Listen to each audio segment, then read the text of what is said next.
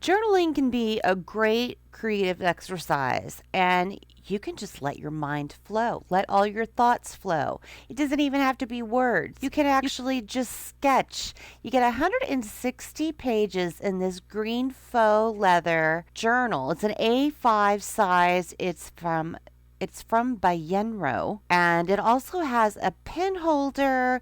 It has an elastic closure, which you can also use as a bookmark. And then it also has the bookmark liner, which comes in it. And it has this gorgeous tree of life on the outside of it. Thank you so much to Bayenro for sending this over to me so I could give a look see. I really like it. It has really nice lined pages and you can write really smoothly on them. You have a lot of room here to get all of your thoughts down. And 160 pages gives you room for thought. Use this for journaling, for note taking, for classroom notes, for your plant journal, travel journal, any kind of important notes that you want to keep. This is compact enough so you can put it in your purse or your backpack and take it anywhere. This is a really nice journal. It makes a great gift too.